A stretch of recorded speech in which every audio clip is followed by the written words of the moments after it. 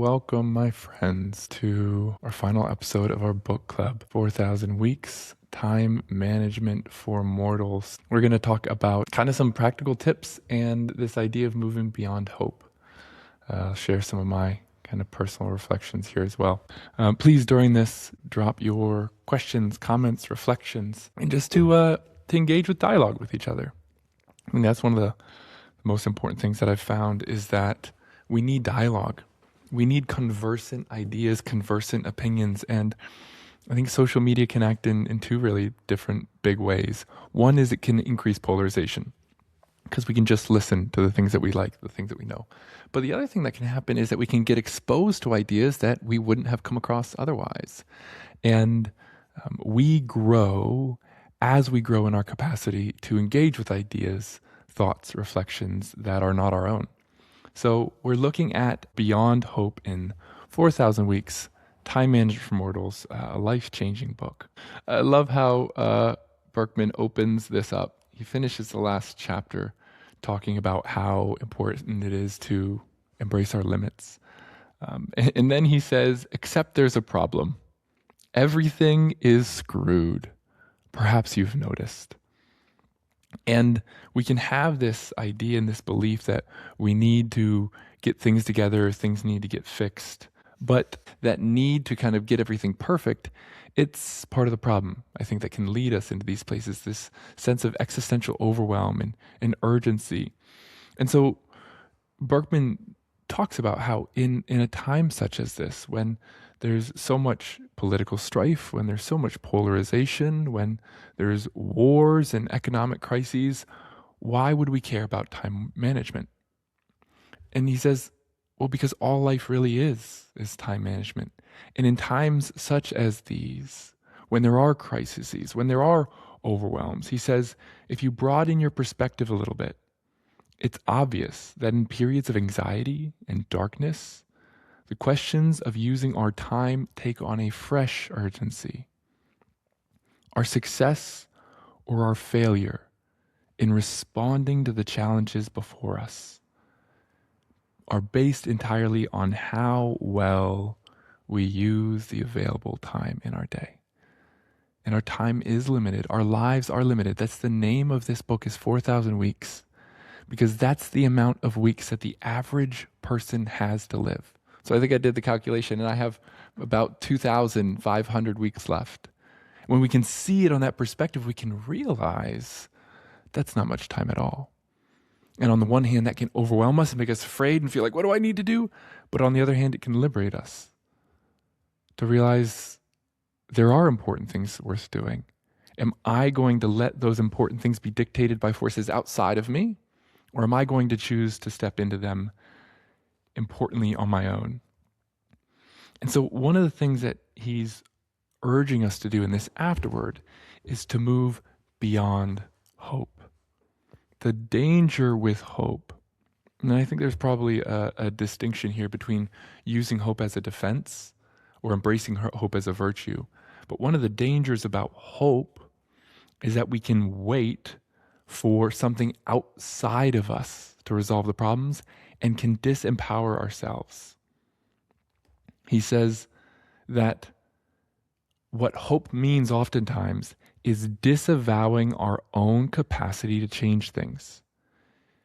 It means that we surrender our power to the very forces that we want to be fighting. But when we can kind of transcend hope, when we stop expecting somebody else to come, when we stop expecting other people to fix things, what we have the opportunity to do is to actually step in with action. We no longer have to hope at all. We simply do the work. When we stop hoping that the awful situation that we're in will somehow resolve itself, when we stop hoping that the situation will not get worse, when we stop hoping in this way, we're finally free, truly free, to honestly start to work to resolve it. When we let go of this idea that some savior is going to come, we are called to act. And just as a kind of an aside, I see this all the time in relationships. people are in relationships that they don't like, that are not fruitful. And they're hoping that their partner will change. They're hoping that the circumstance will change. Because it can be frightening to step into the realization that we have both the power and the responsibility to act in a way that actually changes things. And that's what Berkman is inviting us to in Beyond Hope. He says this book is an extended argument for the empowering potential of giving up hope. Embracing our limitations means giving up the hope that the right techniques, or a bit more effort, or a bit more productivity, and we would be able to meet other people's limitless demands. We'd be able to realize every ambition, or we could do every good thing and change the world in this ultimate way. It means giving up the hope of feeling in total and complete control. And the realization is that when we let go of the hope to be in complete control, when we actually surrender, then we're empowered to do something about it. So we can actually let go of this idea that everything needs to turn out okay, and then instead decide, well, in a world that's burning, how do I want to act? If it feels like our culture or society or families or relationships are crumbling, well then how do I want to show up in them? Because when we let go of our need to control the outcome, that's the problem, is our need to guarantee an outcome. This brings anxiety, this brings overwhelm. And when we can let go of that impossible need, give up the hope of having the power to change everything in the way that we want, well, then we can actually ask, well, if I can't change everything, what do I want to focus on? What do I want to change? And so we'll be focusing on what Berkman calls 10 tools for embracing our finitude. He says there's this realization that time is always running out. It's a revolution. It's a revelation when we begin to internalize our limitations. The result need not be despair, but an energizing surge of motivation. You come to see that the terrible eventuality, which you'd spent your life always bracing against because you're too afraid of it happening, it's already happened. And yet, here you are. Every difficult thing that you've gone through in your life, you've made it through.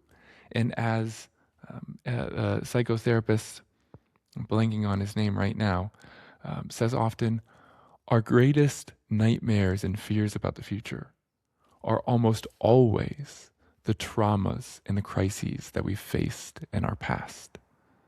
So instead of fearing the future, when we can step into the present and actually be curious, when we can step into the present and ask, well, like, if I can't change everything, what do I want to do? How do I want to show up? What we find is actually freedom and agency. The agency to do something that's actually meaningful in this moment to you. Not meaningful as, oh, it's just something I want, but the deeply meaningful things. The meaning that we find when we sit with ourselves and we ask, what do I want for me? What do I want for my life? And so you realize that you never really needed the feeling of security that you felt so desperate to attain. This is a liberation. Once you no longer need to convince yourself that the world isn't filled with uncertainty and tragedy, you are free to focus on doing what you can to help. And you no longer need to convince yourself that you'll be able to do everything that needs doing. When you can realize that you don't need to do everything that needs to be done, well, then you can focus on the few things in these 4,000 weeks of our lives that count. So instead of trying to convince ourselves that everything will turn out fine and that there's some idyllic space where life opens up and there's a fairy tale ending, we can wake up to what there is right now and we can respond fully to it. This is cause for relief, he says in this last paragraph. The average human lifespan is absurdly, terrifyingly, insultingly short. But that isn't a reason for unremitting despair or for living in an anxiety-fueled panic about making the most of your limited time. It's the cause for relief. You get to give up something that was always impossible. The quest to become optimized, infinitely capable, emotionally invincible, fully independent. And then you get to roll up your sleeves and start working on what's gloriously possible instead. So much of what I see as a therapist is people who come to therapy really seeking idealism, seeking perfectionism, seeking to become totally defendable, totally protected, totally secure. But as Eric Fromm says, our task is not to feel secure, but rather it's to tolerate insecurity. And so he gives us in this appendix 10 tools for embracing your finitude.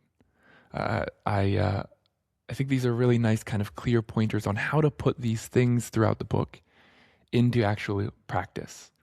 To step more fully into reality as it is right now, letting go of our limitless hopes and allowing ourselves to be limited actually helps us to be more productive, to be more happy, and to live our lives more fully.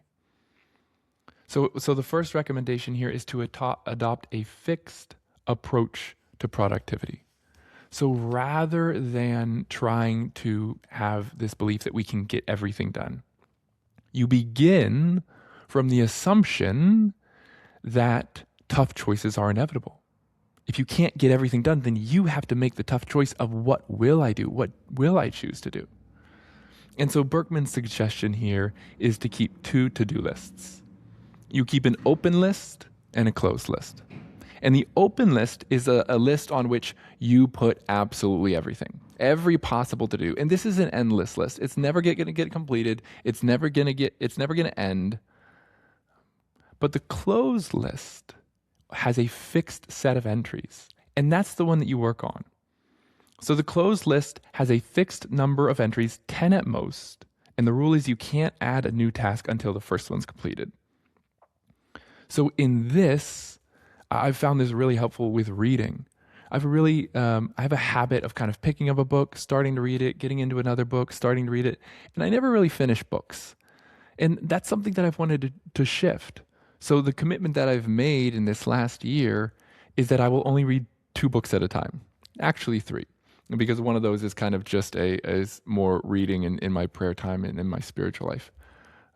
And in this, what I've learned is that I've actually chipped away at a book consistently over and over and over again, and it's brought me to be much more intentional with the books that I do read. It's given me a lot more thought. Instead of like, ooh, this is interesting, I'm going to start reading this, and then this is interesting, and I'm going to start reading that, and then actually kind of feeling bad that I'm not making my way through anything. I've become a lot more intentional with what do I want to read. And then when I'm doing that, and I find a new book that I want to read, I actually kind of focus on locking down to it. So one of the other strategies here that's really helpful for the fixed volume approach is just setting a certain amount of time to do something. So say you want to write, or say you're an artist, or say you want to go on a run, say whatever it could be. Rather than saying, okay, well, that means I need to do this amount of time, and like this huge amount, it could begin with 10 minutes a day. For anybody who's struggling with mental health, I really believe this. Doing pretty much anything for just 10 minutes a day will make you feel better. If you can just consistently, 5 days out of the week, do something for 10 minutes, it could be reading, it could be writing, it could be calling a friend. But if you can set that fixed amount of time, small, and just continue to chip away at it, you will be amazed at how much it affects you. So the second logic that he gives is on page 237. He says, serialize, serialize, serialize. So focus on one big project at a time. At most, it could be one project at work or one project at home, and see that through to completion. Because what you'll learn is to tolerate that insecurity. And this is kind of what I was talking about with reading. And instead of making a little bit of progress and then getting anxious and then doing something else and then doing something else and never getting around to anything, you will get better at incrementally tolerating the anxiety of not getting as much done as you'd like. And this is so key. That ability to be bored, that ability to feel like you're not making progress. This is essential to doing anything at all well. So you can't do everything, but if you can commit to only doing the things that you pick and you see them through, you're going to be a lot more intentional with what you do pick. And then you're actually going to learn to neglect the things that aren't as important, because neglecting things, it's impossible. And this kind of ties in with the third point that he gives here. Decide in advance what you want to fail at. And this is pretty counterintuitive in a society that's focused on achievement. What Berkman welcomes us into is strategic underachievement. And he says, nominate in advance the areas in your life where you won't expect excellence of yourself. That is, you focus your time and energy not on those things exclusively. When you can't do everything, you feel ashamed and you give up. But when you decide in advance the things that you're going to suck at, when you decide in advance the things that you're going to bomb at, you actually have the emotional focus to focus on the important things. So in this last few months, for example, my wife and I, we've kind of decided that keeping our bedroom clean is just not the priority right now. Now, cleanliness and orderliness, it is important to us. But as we're building a business, as we're focusing on building therapy practice, as we're focusing on so many things, we've just realized like that's not an area that we really have the bandwidth for. So it's not saying that it doesn't matter, but it's, as it says here, when you decide in advance the things that you're going to bomb, you remove the sting of shame. A poorly kept lawn or cluttered kitchen is less troubling when you've pre-selected lawn care or kitchen tidiness as the goals that you will devote zero energy to. And one of the other things he suggests here is you can also choose to fail on a cyclical basis. So there may be a time when you show up and work is just not going to be your number one priority. And you're going to focus instead on your relationships with your kids, your relationship with your spouse. Where there may be times or seasons where you don't have as many resources to give to friendships or relationships or social activities or volunteering. And instead, he says, instead of living with this guilt that we're not doing anything, we are predetermining the things that we fail at. We're removing that shame so that we can focus on where our attention is allocated. He says, this is a way to replace the high-pressure quest for a work-life balance, which is impossible. Because we're going to have a conscious and intentional form of imbalance. And so we are going to focus on the roles that are most important and allow ourselves to not be excellent at the other ones. And then seasonally, we can change that as well. So the fourth tool for embracing our finitude is to focus on what you've already completed, not just what's left to complete. This is a really excellent tool from cognitive behavioral therapy, especially when we're stuck in a rut of depression or overwhelm. There's so many things that you're doing on a daily basis that actually are really important and are worthwhile and are really good. But we usually don't qualify them. We usually just focus on the things that we're not doing. So here, when you focus on what you've already completed, it's a very simple technique. You keep a notebook or you keep a note in your phones, and throughout the day when you get something done, you write it down, right? So throughout the day, when you go to work, you write, I went to work. When you submit an email, you write, I submitted an email. When you've cleaned the kitchen, you write, I've cleaned the kitchen. When you've made dinner, and what you do is you compile this list and you realize there's so much more that you're achieving than you realize. And he says that this is a helpful alternative because we normally feel ourselves in a productivity debt. We wake up and we feel like there's so many things that are undone. We need to earn back that debt by the end of the day. We don't focus on how many things that we are doing through the day. So it's a very simple technique where you just simply start writing down the things that you've already done. Because small wins are one of the most important things to build a sense of momentum, build a sense of confidence. There are no big wins without small wins. And if you discount the small wins, you'll never be able to recognize or fulfill the big wins. So the second thing here is to consolidate your caring. Berkman talks about social media as a machine for getting you to spend your time caring about the wrong things. It's a machine for us to care about too many things. And I see this for myself right now. I've kind of shifted a focus on more focusing on building my therapy practice than I am on the social media side of things. And what can be hard is that when I do get on social media, I can see, I see so many people talking about, okay, this is how to optimize your profile. This is how to gain views. This is how to make better carousels. This is about how to hook retention. I see really people doing very, very cool videos, things that are just very intellectually deep, things that have really cool cuts. And it's really easy immediately for me to start comparing myself.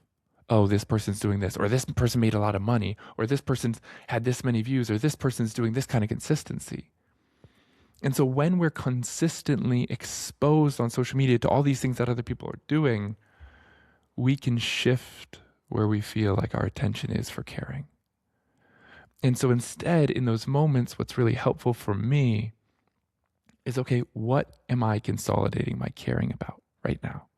For me, it's building the business, taking care of my family. That's really it. Taking care of my employees, taking care of my team, building a culture in which people are taken care of. And that means that I'm intentionally saying that's where my caring goes. What's difficult is that we can live in a world right now where we're exposed to so many things, so many atrocities, so many difficulties, so many social movements, so many opportunities to engage with people, so many opportunities to do projects, and we can't do them all. And so one of the things that Berkman says here is that once you grasp that mechanism operating here, this existential overwhelm, it becomes easier to consciously pick your battles in charity, activism, or politics. You decide that your spare time will be focused on this one thing at the expense of others because we just can't do it all. And you finally realize that to make a difference at anything, you have to focus your finite capacity to care. You don't have an infinite capacity to do everything. And so rather than being overwhelmed with everything, you focus on singular items and say, this is where my attention, this is where my focus, this is where my care is going to go in the next years. He says, and I'm interested for all you too, what it's like when you guys are engaging on social media or just the world at large, the overwhelm that you feel by how many things there are that really deserve advocacy, things that deserve time, deserve attention. Maybe it's things in your community. How overwhelming that is. I'm interested to see here how it might feel spread thin for you all.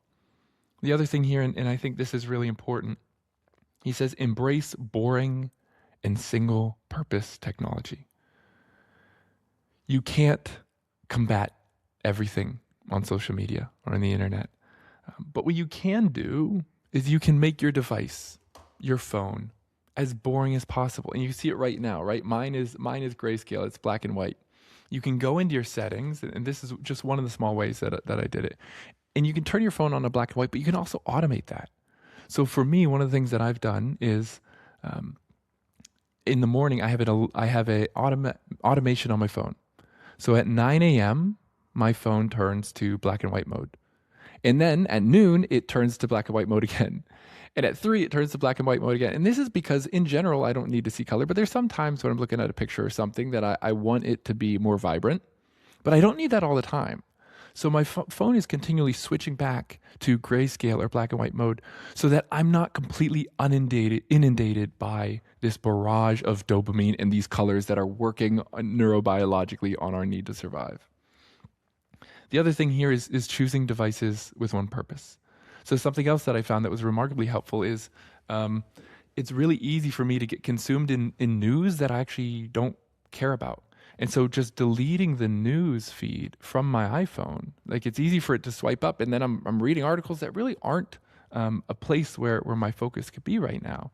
And so just deleting that thing. So deleting email from your phone, deleting work apps from your phone, and choosing how to use technology with intentionality is a helpful way to help us to make sure that we're spending our time where we want to spend it, not just reactively where we're getting drawn into spending it.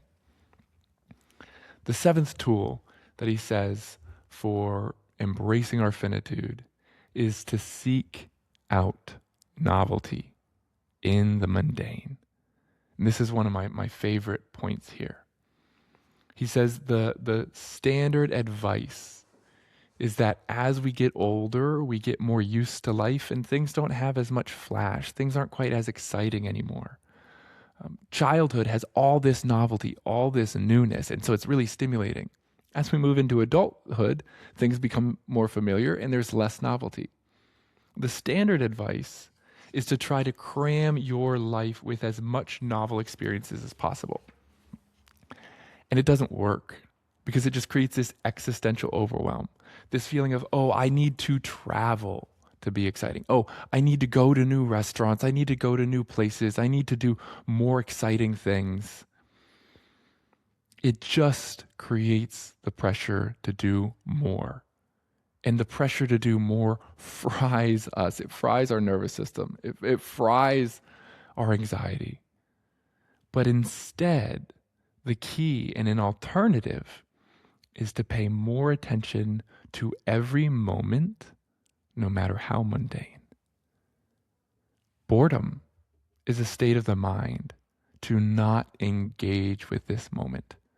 We usually face boredom by trying to find something more to do, but that actually just leads to this excessive experience of boredom, because then in the next moment we have to fill it with time. And instead, we want to find novelty not by doing radically different things, but by plunging more deeply into the life that you already have. So even right now, you might be listening to this. One option is just, I'll look for something else that's more interesting. And you may do that. But the other option is to say, okay, what if I actually sat with these ideas? I reflected on my life. What if rather than asking the thing in front of me to engage me more, I actually opened up my heart, my mind, my personhood to receive more from the reality right in front of us? This moment is completely new. And the cure for boredom isn't in activity, it's in receptivity to the moment right in front of us.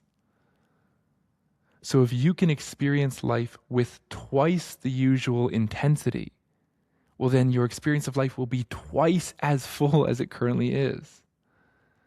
And it will feel like it's more full if you can simply pay attention to the colors in front of you, the sounds around you right now, the feelings of the body, the feelings of your breath.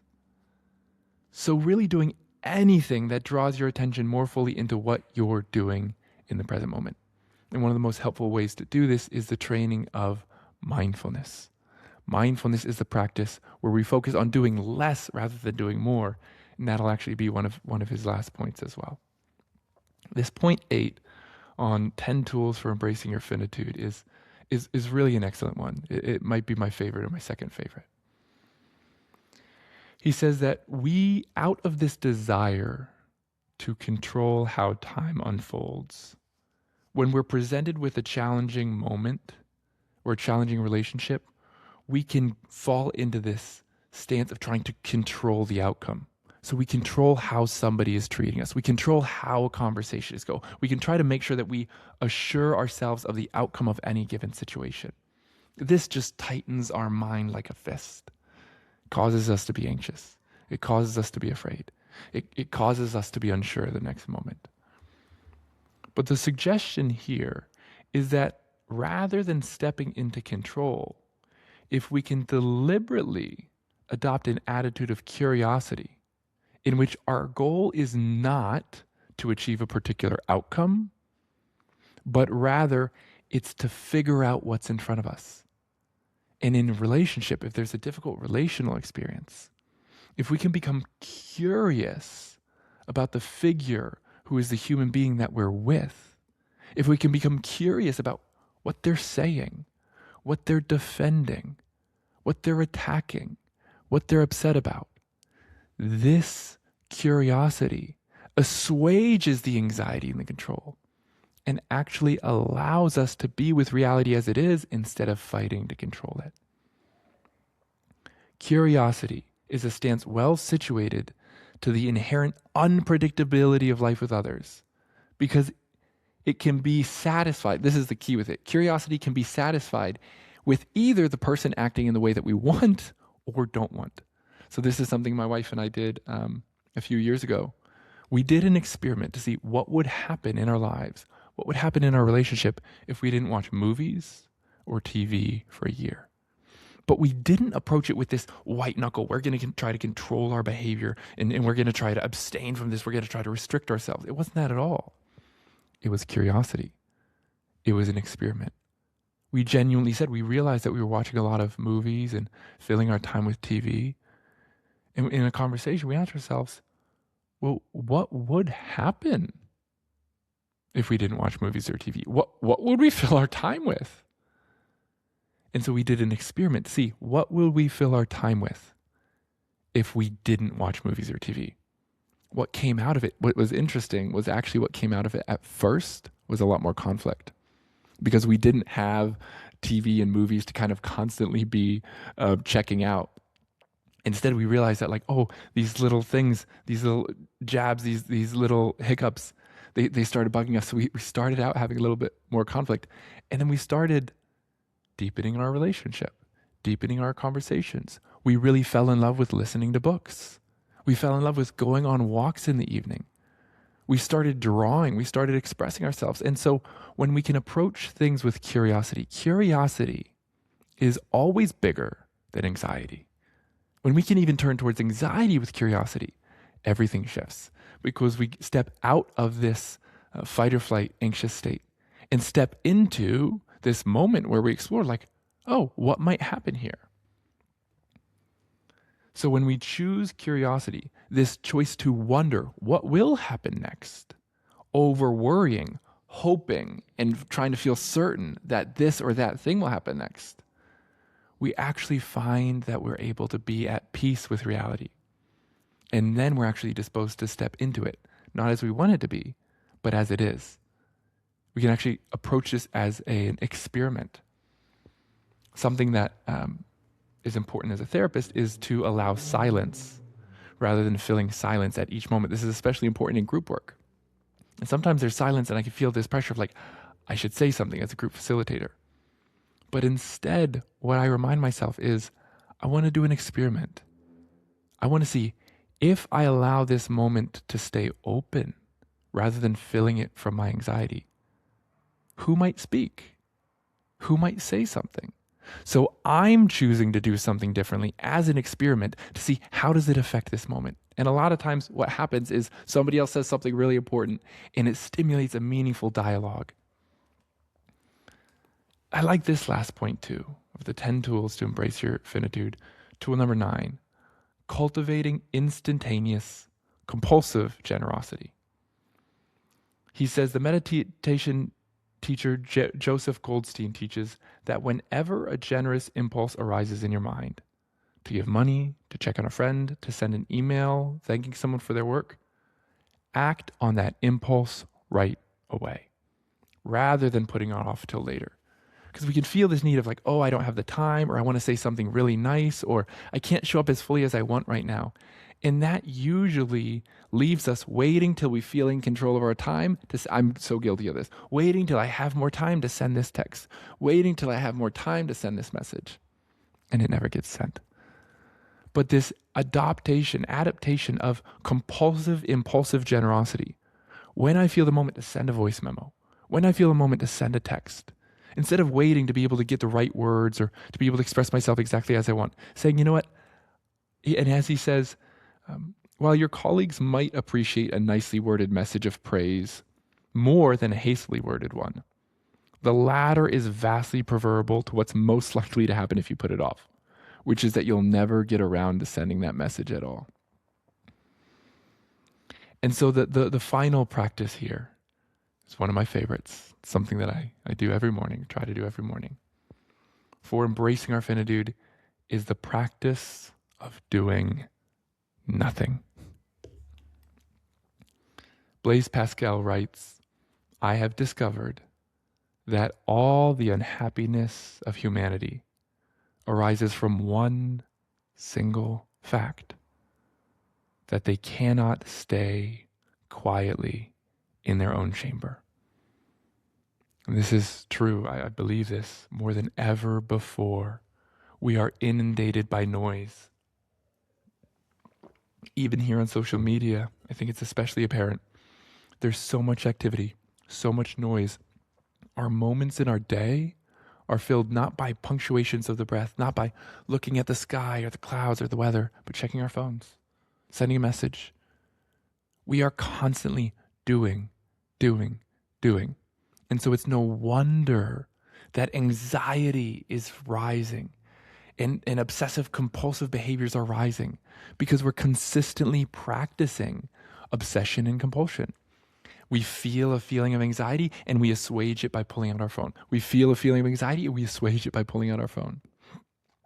This does not change with the intention alone. You have to practice. This is one of the things that I think is one of the most resonant points that I hold on to as a therapist. You don't change on accident. You change on purpose. And in order to change, you have to practice. It doesn't have to be big. But he says, if you can't bear the discomfort of not acting, you're far more likely to make a poor choice with your time, simply to feel as if you're acting. You make choices that are stressful, like hurrying to the next thing, or you feel like you have to spend every moment feeling productive, and then that time never arrives. So we want to train ourselves to do nothing. And that's really impossible. But what we can do is train ourselves to do less. And so he talks here about the meditation teacher who teaches a do nothing meditation. And what you do here is you set your timer for 5 minutes or 10 minutes. And then you sit down and you stop trying to do anything. And then every time you notice yourself trying to do something, like breathing, like focusing on the breath, like thinking, you just step back into doing nothing. And so, of course, it's impossible. We cannot stop thinking. And that's not even really the point of meditation. But the point is rather to step back over and over and over again so that we can be more fully present here. Because there's a capacity of the mind to think, to do things. But there's also a capacity beyond the mind, which is ironically what mindfulness is really about, which is simply to observe, to be present, to realize that I'm here beyond powers of myself. And I can just witness this moment as it unfolds. Doing nothing is harder than nothing. Nothing is harder than to do nothing. But to get better at it is to begin to regain our autonomy. To stop being motivated by the attempt to evade how reality feels, and rather to be here with it as it is. And so the call of this book, those are the 10 techniques. If you want those techniques, you can come at book club. I'll send them out in an email with a reflection, with a recording of this video. Come at book club and I'll send you this recording with my own reflection in those 10 points. The calling of this book is to wake up from the delusion that we could ever have complete control in this life. To realize that our lives are so remarkably short. And we are thrown into a reality with so many forces outside of our control that are acting on us. We can't change the things that are acting on us, but what we can do is we can respond to them differently. And when we can recognize how many of our beliefs are beliefs for perfection, beliefs that someday we'll get it all together are actually causing our unhappiness, we can learn to let them go and be here in this moment as it is. We're surrendering not our autonomy. We're surrendering our need to control outcomes. And when we surrender our need to control outcomes, what we are actually given is the ability to respond. You cannot change everything. You can't be in complete control. But you can surrender the need to be in control. And this is another form of freedom. The freedom from the need to be in control. This is surrender. And it's not surrendering our choice, it's actually stepping in, because when we surrender our need for things to go a certain way, we're faced with a much more important question. Regardless of how things turn out, how do I want to be in this moment? And that's a question of your values. Who am I becoming in this moment? How am I choosing to inhabit this moment, this reality, this life? And so 4,000 weeks, time management for mortals, is about giving up the false hope that one day we'll have it all together. You won't, and neither will I. Every human is just figuring it out. Nobody really has it together. But what we can do is we can let go of the delusion of control and embrace something that's much more trustworthy, uncertainty. And in that, learning how to step in and hold uncertainty with poise and wisdom. So thank you for being here. We've been reading 4,000 Weeks, Time Managed for Mortals. If you'd like a copy of this recording, you can come at Book Club. I'll add you to my email list, and you can also get access to the other 14 reflections and the other 14 chapters that we've been doing. Thank you for being here. I'll have to hop out right now, but if there's been anything that's been touching from this, if there's been anything that's moving, I'd love to get a message for you, or maybe you can drop it in the comments. But thank you for walking me in this. This book has really been life-changing for me as I'm learning to embrace my limitations rather than to try to escape them, and learning to just be here in this naked moment as it is. So thank you so much. If you'd like to join the email list, comment Book Club, and I'll send you a DM with a link and send you the reflection. So I hope you take good care, and I hope you can be filled with the peace and the freedom to be here as you, to respond to this question of, if I cannot control everything in my life, if I can't control this moment, how do I want to show up anyway? If I can't control the outcome, how do I want to respond? What are the values that guide my life? And what does it mean to live by those values in this moment? Finding the freedom from the need to be in control. So, take good care. Thank you so much for being here. If you want those reflections, you can comment Book Club in the comments here, and I'll send them along. All right, peace.